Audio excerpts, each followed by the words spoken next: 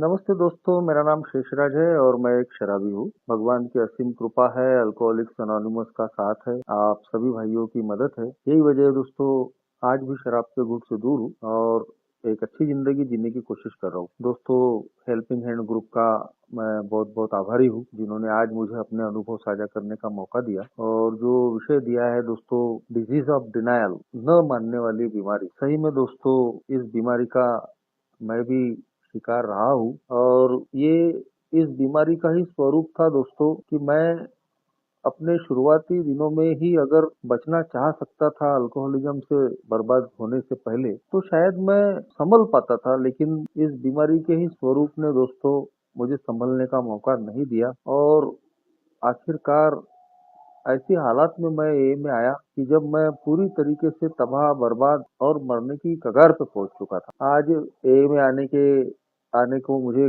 करीब करीब 16 साल से ऊपर हो गया। एक बहुत ही अच्छी बेहतर जिंदगी आज मैं ए की बदौलत जी पा रहा हूँ, शराब से दूर हूँ, इतनी अच्छी फेलोशिप का मैं एक सदस्य हूँ। इन सारी चीजों के लिए अपने ईश्वर का मैं बहुत बहुत आभारी हूँ दोस्त। आज मैं जब देखता हूँ कि बहुत सारे लोग, कई लोग दोस्तों आज एक ही मीटिंग में ऐसे भी दिखाई देते हैं कि जिनका बहुत ज्यादा नुकसान नहीं हुआ है, वो इनिशियल डेज में ही अपने आप को संभाल लिए। यहाँ आने के बाद में पुराने सदस्य जो भी अपने अनुभव बांटते हैं और खास तौर पे हम सबको ही एक आगाह करते हैं, चेतावनी देते हैं कि भाई जहाँ हो वहीं रुक जाओ, वरना ये जो बीमारी है ये एक प्रोग्रेसिव डिजीज, बढ़ते जाने वाली बीमारी। यदि किसी को भी ऐसा लग रहा है कि इतने सारे अनुभव सुनने के बाद में हमारा तो इतना नहीं हुआ, हमारी इतनी बर्बादियां नहीं हुई और हम बाकी के लोगों के जैसे नहीं है, तो फिर अल्कोहलिज्म इस बात की गारंटी देता है कि ये एक बढ़ते जाने वाली बीमारी है। अगर आज हमारे जीवन में वो सब नहीं हुआ है जो लोगों के जीवन में हुआ है, तो आज नहीं कल वो होने वाला है। अल्कोहलिज्म आखिर में हमको दो ही रास्तों पे लेके जाने वाला है। हमारी मंजिल वही है, एक तो अकाली मौत, कैजुअल डेथ, समय से पहले मरना, और दूसरा है इनसेनिटी, पागलपन। दोस्तों, ये दोनों चीजों को मैं अनुभव कर चुका। ऐसा नहीं था दोस्तों कि मुझे ईश्वरीय संकेत नहीं मिले। इनिशियल डेज में ही जब मैंने शराब शुरू की, तभी कहीं तो भी वो ईश्वरीय संकेत मुझे मिले, लेकिन तब तो मैं एक नास्तिक इंसान था। भगवान, धर्म, कर्म, किसी चीज पे कोई विश्वास नहीं था और उस वजह से वो संकेत ना तो मैं समझ पाया और कूट कूट के घमंड से भरा हुआ था। अपने आप पे ज्यादा भरोसा था, कोई ईश्वर है, दुनिया चला रहा है, ये चीजों को मैं मानता ही नहीं था। तो मैं ही अपनी दुनिया का भगवान था और मुझे लग रहा था कि मैं कैपेबल हूँ, मैं सारी चीजें ठीक कर सकता हूँ,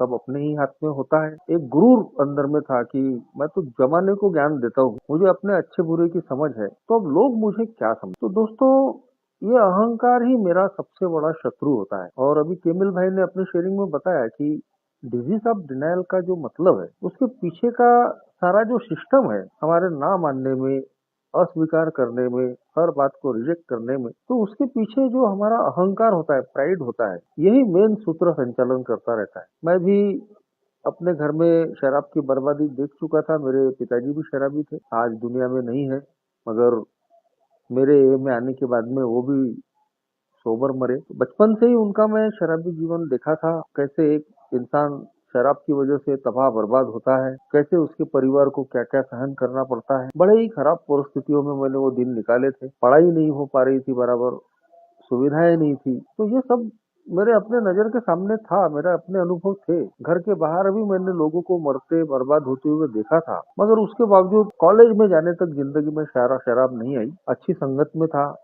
जैसे तैसे पढ़ाई शुरू थी, अच्छी पढ़ाई कर रहा था, कम समय में अच्छा नाम मान सम्मान कमाया था, लोग तारीफ करते थे कि देखो इतनी खराब परिस्थितियों में भी लड़का अच्छा पढ़ता है, एक्टिव है, सर्वगुण संपन्न है। मगर शायद ये जो बचपन से ही मैं तारीफें सुन सुन के बड़ा हुआ, इसने ही दोस्तों मेरे अंदर में वो अहंकार भरकर रख दिया। एक जो फीलिंग कि आई एम डिफरेंट, मैं अलग हूँ बाकी लोगों से, या फिर मैं विशेष हूँ बाकी लोगों से, ये कब मेरे अंदर में पैदा हुआ मुझे भी नहीं पता चला। और शायद यही वजह थी कि जब मैंने शराब पीनी शुरू की, पहली बार तो मैंने एंजॉय के तौर पे ही शराब पी, लेकिन फिर उसके बाद में जो शराब का सिलसिला शुरू हुआ और शुरुआती दिनों में ही कुछ सबक भी मिले, कुछ घटनाएं जिंदगी में हुई, लोगों ने समझाने की कोशिशें की, और जैसा मैंने बताया कि कुछ ईश्वरीय संकेत भी थे कि मैं संभल जाऊं, मैं रुक जाऊं, लेकिन दोस्तों मैं नहीं रुका। मेरे अहंकार ने, मेरे प्राइड ने, ईगो ने मुझे कहीं तो भी रुकने ही नहीं दिया। आई एम डिफरेंट, मैं बाकी लोगों से अलग हूँ, मैं विशेष हूँ, मैं सब मैनेज कर सकता हूँ, अपन इतने भी कमजोर नहीं है। तो यही जो चीजें हैं दोस्तों, ये हमको संभलने ही नहीं देती। जब मैंने पहली बार शराब पी, उसके कुछ ही दिन के बाद में उन्हीं दोस्तों ने मुझे कहा कि होली का त्योहार है, बोले आना, बोले एंजॉय करेंगे। वो मेरी पहली होली थी शराब के साथ। और दोस्तों, वो पहली होली ने एक सबक दे दिया था, क्योंकि जब मैं मेरी नशा फटी तो मैंने देखा कि मैं अनजान लोगों के बिस्तर पे, खटिया पे पड़ा हुआ हूँ, सब लोग मुझे घूर रहे हैं, मेरे दोस्त लोग समझा रहे बाकी लोगों को, अरे ये हमेशा पीने वाला नहीं है, कभी कभार पीता है, थोड़ी ज्यादा हो गई। और उस वक्त दोस्तों बहुत ही शर्मिंदगी महसूस हुई मुझे, क्योंकि मैं अच्छा पढ़ा लिखा लड़का, अच्छे चार लोगों में उठक बैठक थी मेरी, अच्छा नाम था, और मुझे अपने आप पे ही कहीं तो भी शर्मिंदगी, घिन महसूस हुई कि जो हुआ वो गलत हुआ। लेकिन फिर जब उन्होंने बोला कि दोस्तों ने कि नहीं नहीं नहीं, ये पीने वाला नहीं है, ये कभी कभार वाला है, थोड़ी सी ज्यादा हो गई, वो आखिरी का पैक नहीं मारा रहता तो ऐसा नहीं हुआ होता, तो ये सारी चीजें मन में बैठ गई कि यार अगर अपन ने थोड़ा सा लिमिट में पिए रहते तो कोई फर्क नहीं गिरता। लेकिन मुझे आज भी याद नहीं कि मैंने कितने प्रकार की शराब पी थी और कितनी शराब पी। कुछ दिनों के बाद में, जैसा कि हम बड़े बड़े हादसे भूल जाते हैं, तो ये तो मेरे लिए छोटा हादसा था। अहंकार कहाँ मानने दे रहा है कि यार संभल जा, शराब ने तो अभी पहली बार मुंह के बल पे गिराया है, आगे कितने क्या क्या करने वाली है मुझे भी अंदाजा नहीं था, मगर उस वक्त मैंने नहीं माना। फिर बाद में कुछ दिन शराब से दूर रहा, फिर जैसे ही लोग मिलते थे, बेरोजगार था, पढ़ाई शुरू थी, तो कोई पिला रहा है तो पी लिए। ऐसे में ही एक दोस्त का पान ठेला था, चाय ठेला था, तो उसके दुकान में बैठकर गाना सुनने की आदत पड़ गई। रात के 8:30 बजे दुकान का एक शटर डाउन करके वो अंदर में शराब पीता था, और मैं गाने सुनने के बहाने वहाँ टाइम पास करने बैठता था। और उस दोस्त के साथ में फिर कैसे रोज मुझे शराब पीने की आदत पड़ी, पता भी नहीं चला। वो दोस्त आज मेरा जिंदा नहीं है दोस्तों। जब मरा तो छोटे छोटे बच्चे थे, मेरे पड़ोस में ही रहने वाला,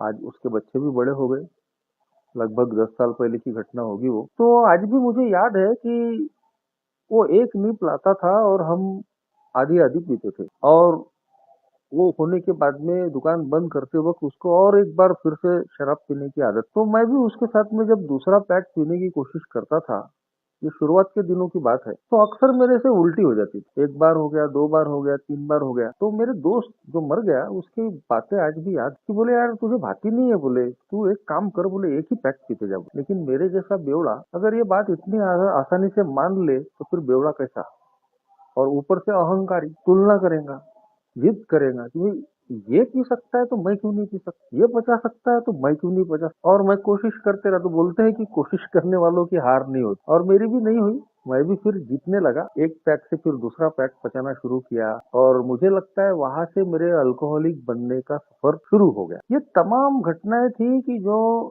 मैं अगर चाहता, अगर दिल पे लेता, तो शायद मैं वही रुक जाता, मैं शराब से दूर हो जाता। अब ये तो सब बोलने की बातें हैं, लेकिन मैं इस चीज को आज समझ पा रहा हूँ। डिजीज ऑफ डिनायल, न मानने वाली बीमारी क्यों कहा जाता है, क्योंकि शराब का तो कोई इसमें दोष नहीं था। नशा शराब में होता तो नाश्ती बोतल, शराब कहाँ से खराब हो गई? वो कोई जबरदस्ती तो मेरे जबान में आती नहीं है, वो खुद चल के तो मेरे पास आती नहीं है, और ना ही दुनिया का कोई इंसान मुझे जबरन शराब पिलाता है। तमाम हादसे होने के बाद में दारू की तरफ तो मैं ही जा रहा था ना। लोगों के समझाने के बाद में भी मैं समझ नहीं पा रहा हूँ, तो दारू को मैं खुद ही आगे हाथ बढ़ा रहा हूँ। तो ये जो सारी चालाकी जी जो थी, जो सारी मनमर्जी जो थी, तो वो तो मेरे अंदर। तो बीमारी का जो स्वरूप है वो भी शराब में नहीं था दोस्तों। बीमारी का जो स्वरूप है वो मेरे अंदर था। मेरा जो व्यक्तिमत्व है, मेरी जो पर्सनैलिटी है, ये उसका डिफेक्ट था। 7 डेडली सिंस के बारे में हम सुनते हैं, 7 घातक पाप, और उसमें पहले ही नंबर का है दोस्तों प्राइड, अहंकार, गर्व। और ये दोस्तों हमको झुकने नहीं देता, हमको ये स्वीकार नहीं करने देता। हमारी वास्तविक परिस्थिति हम नहीं स्वीकार कर पाते, हम डिनाई करते रहते हैं, हम नकारते रहते हैं, अरे ऐसा नहीं है, अरे अपना वैसा नहीं है। धीरे धीरे धीरे धीरे शराब बढ़ते गई, तो लोग समझाते गए, अरे यार तू पढ़ा लिखा आदमी है, तेरे घर में पहले ही शराब की बर्बादी है, घर के हाल खराब है, तो कम से कम तूने तो ऐसा नहीं करना चाहिए। तो आज भी मुझे याद है कि मैं उन लोगों को बोलता था कि अरे अपना ऐसा थोड़ी है यार, अपन क्या बाकी के लोगों के जैसे है? अपन कभी उधार नहीं पीते, अपन कभी गाली गलौज नहीं करते, अपन तो कभी गिरते पड़ते नहीं। और धीरे धीरे एक नया घमंड पैदा हो रहा था। वो था दोस्तों कि देखो, मैं इतनी अब शराब पी रहा हूँ लेकिन मैं हिलता भी नहीं। अभी देखो इतने सारे लोग हैं, ये थोड़ी सी पीते और कितना तमाशा दिखाते, कितना गिरते पड़ते। मेरा तो कोटा बढ़ रहा है, देखो मैं इतनी पी रहा हूँ लेकिन मैं हिलता भी नहीं। अब वो मुझे नहीं दिखता था कि मैं हिल रहा नहीं हिल रहा, पूरी दुनिया दिखती। शुरू में ही मैं बहुत जल्द दोस्तों ब्लैकआउट के स्टेज तक जाके पीने लगा। यानी 4 लोगों के साथ में मैं बैठ के पी रहा हूँ और पीते पीते कैसे मैं ब्लैकआउट में जा रहा हूँ। यानी मुझे होश में ही नहीं कितनी मैंने शराब पी ली, क्या हुआ, कितने बज रहे, कौन उठा के घर में ला रहा है। कई बार मैं मुंह के बल पे गिर गया, चेहरा फटा हुआ है, दूसरे दिन दिख रहे हैं कि चेहरे पे दाग आ गए। 15 दिन फिर रुमाल बांध के घूम, एक बार हो गया, 2 बार हो गया, तो बहाने यही अरे बाथरूम में गिर गया। तो बाद में मेरा मजाक भी बनने लगा कि यार बोले शेषराज के घर का बोले बाथरूम बहुत चिकना है, बोले बार बार बोले बाथरूम में ही गिर जाता है, बोले थोड़ा सा रिपेयरिंग करवा लो। तो आखिरकार वो समय भी आ गया दोस्तों कि जो जो चीजें मैंने लोगों के बारे में बोला था वो सारी चीजें फिर मेरे साथ में भी होने लगी। दारू के लिए लोगों के पीछे पड़ना, लोगों का मुंह ताकना, फिर घर में अनबन शुरू हो गई। पिताजी के प्रति पहले ही खुन्नस थी और जब तक मैं दारू पीता नहीं था तो वो कहीं तो भी सब सारी भावनाएं दबी हुई। लेकिन जैसे ही शराब जिंदगी में आई मेरे हौसले बुलंद होने लगे और सारे जो दबे हुई जो भावनाएं थी वो सब उफल के आने लगी। चाहे वो अहंकार हो, जलन हो, खुन्नस हो, सेक्स हो, हर भावना। तो पहला गुस्सा फूटा फिर पिताजी के ऊपर, जो भी सालों से बरसों से दबी हुई जो खुन्नस गुस्सा था वो दारू का जोश आने के बाद में फिर फटने लगा। कभी पिताजी से उल्टी बात नहीं करने वाला, फिर मैं तू मैं करने लगा, उनका इतिहास निकालना, हिस्ट्री निकालना, उनकी गलतियां दिखाना।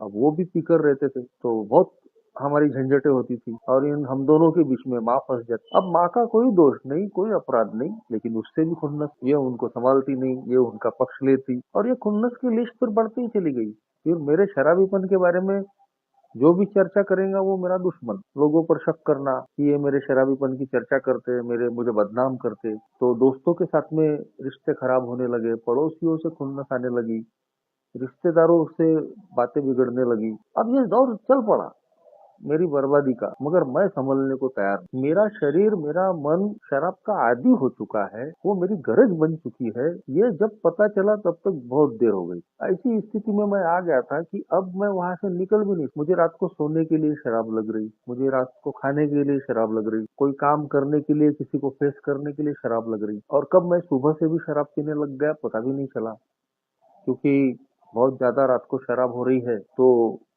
सुबह हाल बेहाल, हाथ पांव कांप रहे, दिल धड़क रहा है, बेचैनी महसूस हो रही है। अब काम धंधा कैसा करेंगे, काम धंधे। मुझे याद है कि मैं एक अच्छे व्यवसाय में हूँ और उस वो वहाँ प्रवेश करने के पहले ही मेरे जीवन में शराब पूरी आ चुकी थी, मैं एडिक्ट हो चुका था पूरा। तो मेरा एजुकेशन चालू ही था, तो मैंने आखिरी के जो 2-3 साल होते हैं पढ़ाई के वो पूरे नशे में दिए। यानी मैं अपने पेपर भी छुड़ा नहीं पाता था। एग्जाम देने के लिए पेपर पेन पकड़ने के लिए मुझे शराब लगती थी और मैंने शराब पी के अपने एग्जाम पास, ये एडिक्शन था। जैसे तैसे मैं पास हुआ, अपने प्रोफेशन में गया तो वहां भी मैं शराब की बोतल ही लेके गया। और दोस्तों वो दौर भी था कि मैं अपने काम धंधे पे भी शराब लेके जाता। धीरे धीरे मैं कैसे एक बेवड़े के रूप में मशहूर हो गया पूरी सोसाइटी में। चाहे वो मेरा प्रोफेशन हो, चाहे रिश्तेदार हो, दोस्त हो, आजू बाजू का पूरा इलाका हो, पता भी नहीं चला, लेकिन मैं ही बेखबर था। और फिर एक समय ऐसा आता है कि जब हम मन और शरीर दोनों से गुलाम हो जाते हैं तो अब हमको इस बात का कोई फर्क नहीं पड़ता कि लोग हमारे बारे में क्या सोच रहे हैं, लोग हमारे बारे में क्या चर्चा कर रहे हैं, मेरा क्या नुकसान हो रहा, इसकी फिक्र ही नहीं रहती। तो दूसरी बात की अगर फिक्र हो भी तो भी अब हम मध्यपाश में, अल्कोहलिज्म में इस कदर फंस जाते हैं कि हम चाह कर भी निकल नहीं पाते। अल्कोहलिज्म इज ए डिजीज, मन और शरीर को लगी हुई बीमारी, हम इसके एडिक्ट हो चुके हैं। और ऐसी स्थिति में कि अब हम चाहकर भी शराब से दूर नहीं रह सकते। तो लेकिन दोस्तों जब हम ए में नहीं है तो बात अलग है। अगर हम ए में आ गए हैं और हमको अल्कोहलिज्म का पता चल गया है, उसके बावजूद भी अगर हम इस बात को स्वीकार नहीं कर पा रहे अपने आप के बारे में, तो दोस्तों ये चीज कहीं तो भी उस अल्कोहलिज्म डिजीज की कोई गलती नहीं है। हम अपनी बीमारी के लिए जिम्मेदार नहीं है, हम अपनी रिकवरी के लिए जिम्मेदार है। मुझे ये नहीं मालूम था कि मैं अल्कोहलिक बनने वाला हूँ, और मैं अल्कोहलिक क्यों बना इसका कोई उत्तर भी मेरे पास में नहीं है। अलग अलग लोग अलग अलग कारण देते हैं, कोई कहता है जेनेटिक होता है, कोई और कुछ कहता है। मगर ऐसे भी लोग हम देखते हैं कि जिनके घरों में कोई शराब नहीं पीता मगर वो भी शराबी बन जाते हैं, वो भी अल्कोहलिक हो जाते हैं। और कई बार हम अल्कोहलिक होते हैं लेकिन हमारे घर के लोग अल्कोहलिक नहीं होते। तो क्या कारण थे, मैं क्यों अल्कोहलिक बना, अब इस प्रश्नों का माथी पच्चा करने का कोई मतलब ही नहीं है। मेरे सामने में सवाल है कि मैं अल्कोहलिक हूँ या नहीं, और अब अगर मैं अल्कोहलिक हूँ तो मेरे पास में एक ही रास्ता है कि मैं इस बात को स्वीकार कर लूँ। 100% एक्सेप्टेंस, सरेंडर, कि हाँ, मैं एक ऐसा शराबी हूँ कि जो कंट्रोल ड्रिंकिंग नहीं कर सकता, थोड़ी सी पीकर नहीं रह सकता, मेरा शरीर बदल चुका है और मेरी बर्बादी हो चुकी। अब इसमें भी मेरी कितनी बर्बादी हुई है, लोगों की कितनी हुई है, इस बात पे मैं बहुत ज्यादा अगर न सोचूं, जितनी मेरी बर्बादी हुई है उतनी अगर मेरे लिए काफी है, ये सोचकर मैं इस प्रोग्राम को एक्सेप्ट कर लेता हूँ, तो दोस्तों भविष्य में होने वाली बर्बादियों से मैं बच। अगर मैं आज भी डिजीज ऑफ डिनायल की चपेट में हूँ, मैं एक्सेप्टेंस नहीं ला पा रहा हूँ, मैं स्वीकार नहीं कर पा रहा हूँ, तो फिर दोस्तों जो ए में हर ओल्ड टाइमर हमको एक इशारा देता है कि यहाँ नहीं रुके तो आगे वो सारी चीजें होने वाली है जो लोगों की जिंदगियों में हमने देखी है। कई बार ए में आने के बाद में हम तुलना करते हैं कि मेरा तो उतना नहीं है, मेरा तो इतना नहीं है, और फिर अगर इसी तरीके से हम सोचते रहे तो हमको ऐसा लगता है कि मैं अल्कोहलिक हूँ या नहीं। तो ये अल्कोहलिज्म नाम की बीमारी से रिकवरी की एक पहली शुरुआत है दोस्तों। 12 कदमों में से एक हमारा जो पहला कदम, वो पहला ही कदम कहता है एडमिशन का, एक्सेप्टेंस का। Admitted that we were powerless before alcohol and our lives had become unmanageable. हमारे डिजीज ऑफ डिनायल को तोड़ने की जो पहली शुरुआत है, अहंकार टूटने की शुरुआत, वो पहले कदम से होती है दोस्तों। क्योंकि इन 12 कदमों को ही बोला गया है दोस्तों कि ये ईगो डिप्लेशन के स्टेप्स है। तमाम दुनिया के साइकेट्रिक ये मानते हैं दोस्तों कि मेरे जैसा जो अल्कोहलिक है वो एक ईगोइस्टिक पर्सनैलिटी रहता है, कुट कुट करके उसमें घमंड भरा रहता है, और इतना घमंड रहता है कि मैं मेरे जैसा अल्कोहलिक पूरा बर्बाद हो जाता है, तबाह हो जाता है, पैर कब्र में लटके रहते हैं, मगर उसके बावजूद वो मानता नहीं। मैंने अपनी नजर के सामने में ऐसे कुछ अल्कोहलिक लोगों को देखा है कि जो दीवार पकड़ पकड़ के चल रहे, दारू के अड्डे तक जा रहे, 2 लोग उनको उठाकर ला रहे हैं, चल नहीं पा रहे, सब कुछ तबाह बर्बाद हो गया, लेकिन मानने को तैयार, दारू को दोष देने को तैयार, या फिर मेरी गलतियां है, मैं कहीं तो भी गलत हूँ, ये स्वीकार करने को तैयार नहीं। सारे बिल दूसरों के ही नाम पे फट रहे।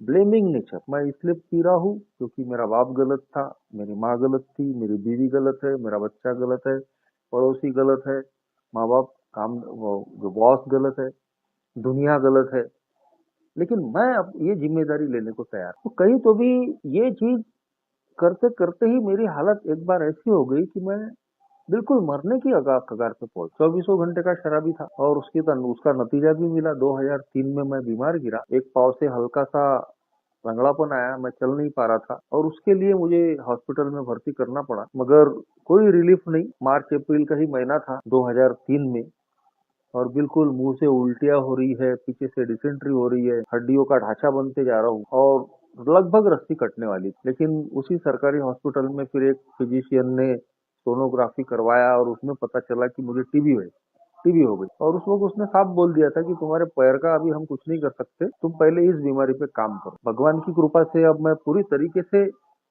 उसी वक्त स्वस्थ हो गया था, पाँव का भी प्रॉब्लम नहीं है और उस बीमारी से भी मैं निकल गया। लेकिन वो 11 महीने जो थे वो एक नया जन्म था मेरा। मैं 4 महीने बेड बेड पे रहा, मुझे चलना नहीं होता, उठ नहीं, चल फिर नहीं सकता था। और बाद के जो 4-5 महीने हैं वो कहीं तो भी दोस्तों मुझे बैसाखियां लग गई, बैसाखियों से चलना मैंने सीखा। तो इतनी भयानक परिस्थिति से निकला हुआ इंसान, एक मेरा नया जन्म।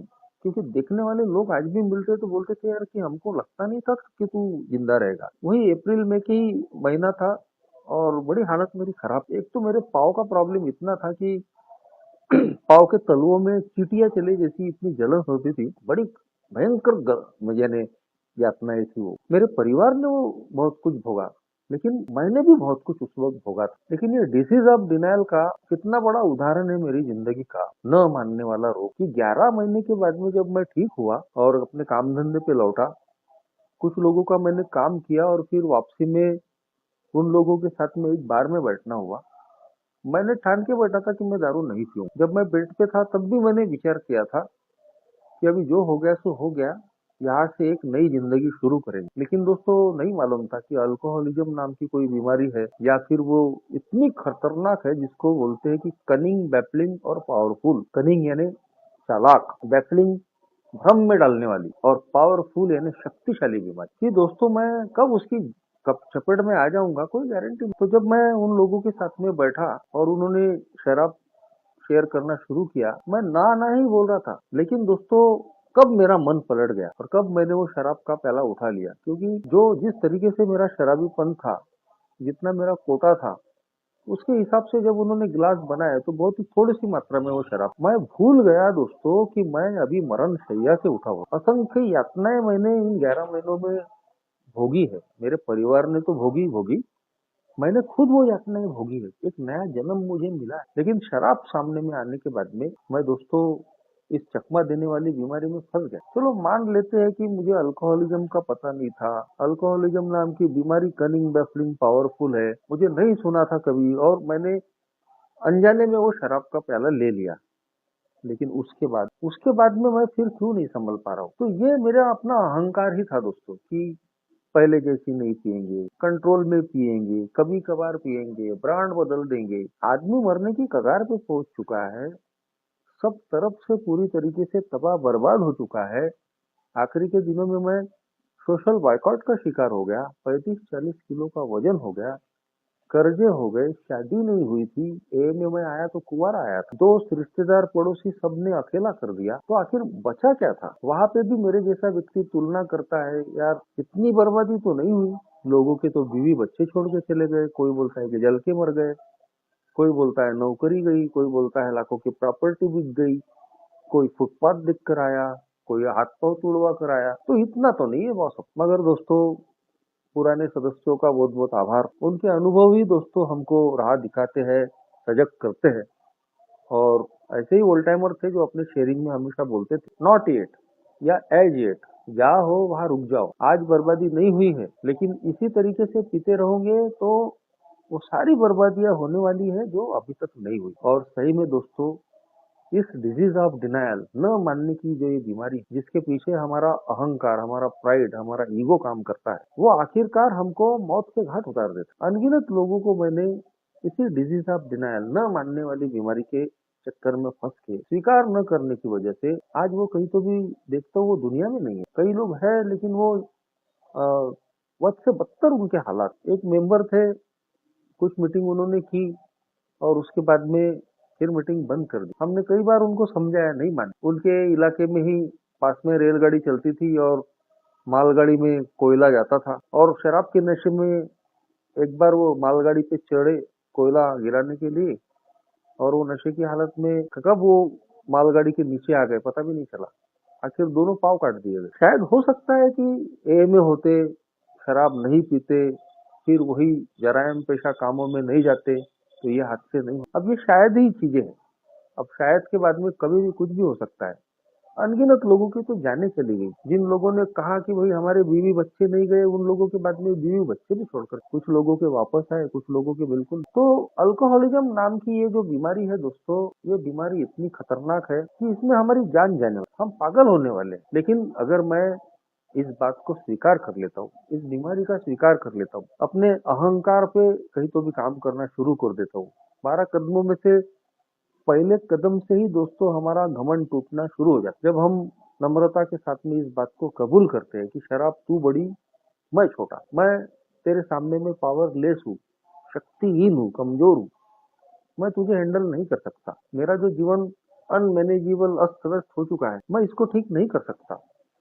जिसको पहले कदम में कहते हैं बॉटम हिट करना। बॉटम हिट करना यानी अपनी बर्बादी का जो तल है उसको छू लेना। कई लोग अब वो राह नहीं देखते कि भाई दूसरों की जितनी बर्बादी हुई है उतनी मैं करूंगा और बाद में ये में आऊंगा, क्योंकि शायद उतना समय हमको फिर मिले कि ये न मिले। तो आज हम देखते हैं दोस्तों कि बहुत सारे लोग, कई जवान लोग, नौजवान लड़के भी आज ए में है। ऐसे भी अनगिनत लोग हैं कि जिन्होंने बम्परों से शराब नहीं पी, थोड़ा बहुत ही शराब का वो शिकार हुए और ए का प्रोग्राम भगवान की कृपा से उनको मिल गया और उन्होंने स्वीकार कर लिया कि हाँ, हमारे नागपुर में हमारी ये बहुत बड़ा सौभाग्य है और ये एक बहुत सीखने वाली बात है जो कम से कम मुझे भी सीखने को मिली।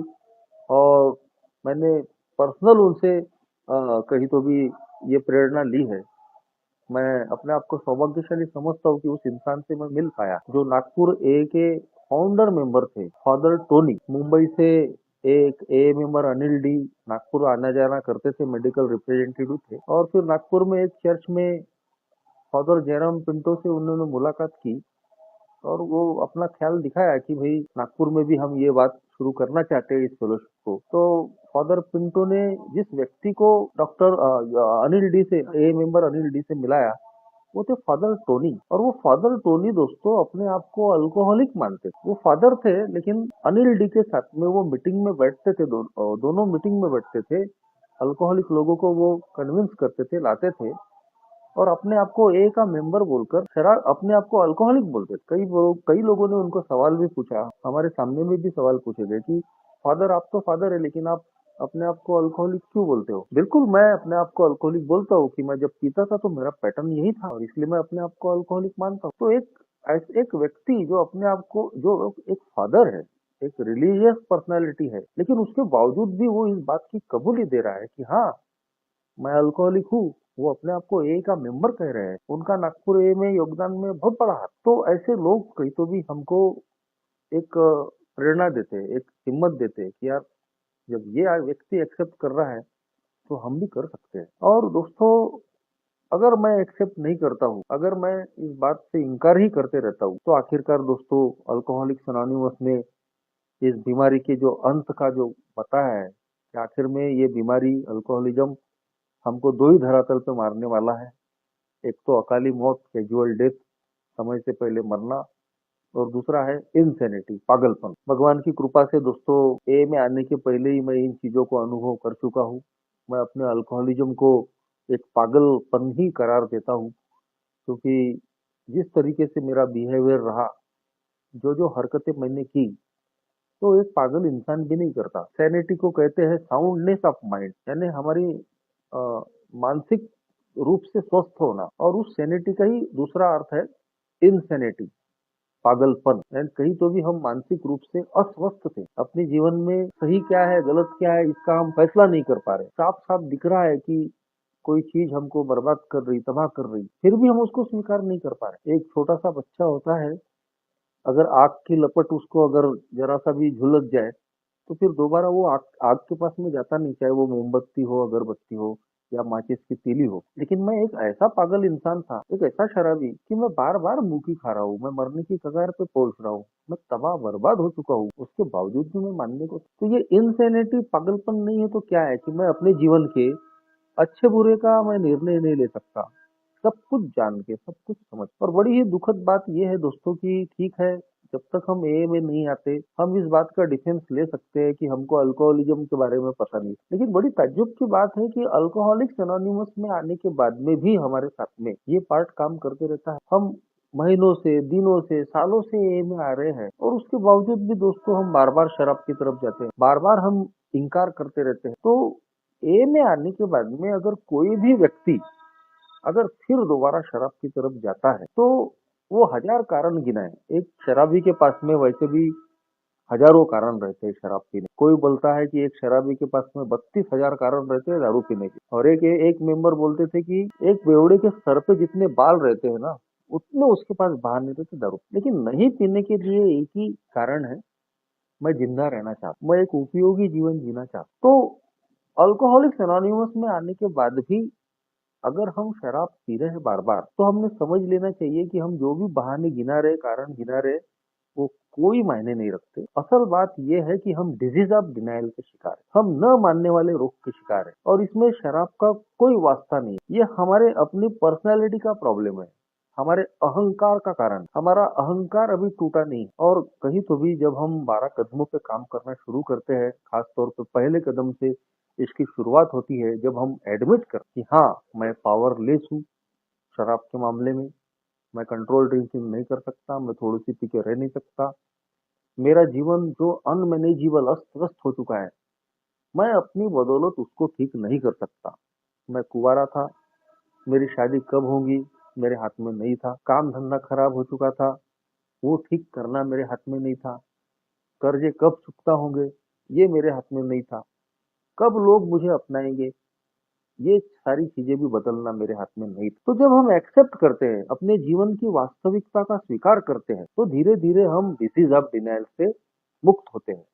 ये न मानने वाली जो बीमारी है, कहीं तो भी उसके जाल से हम धीरे धीरे बचना शुरू होता है। लेकिन डिजीज ऑफ डिनायल का जो मतलब है वो सिर्फ शराब के ही मामले में नहीं होता दोस्त। हम शराब के ही मामले में पावरलेस नहीं है, हम दुनिया में और भी अन्य चीजों के मामले में पावरलेस है, शक्तिहीन है। ये धीरे धीरे धीरे धीरे समझ में आता है कि जैसे हम शराब के मामले में शक्तिहीन है, वैसे ही हम पीपल, प्लेसेस और सिचुएशंस के मामले में भी शक्तिहीन है। वहां भी मुझे एक्सेप्टेंस लाना पड़ता है, वहां भी मुझे स्वीकार भाव लाना पड़ता है कि ये दुनिया मैं नहीं चला रहा, और इसीलिए सब कुछ मेरे मन के मुताबिक नहीं होगा, मैं जैसा चाहता हूँ वैसा नहीं होगा। मुझे ईश्वर की इच्छा को समझना पड़ेगा और उसकी इच्छा के मुताबिक जीवन जीना पड़ेगा, उसकी इच्छा का स्वीकार करना पड़ेगा।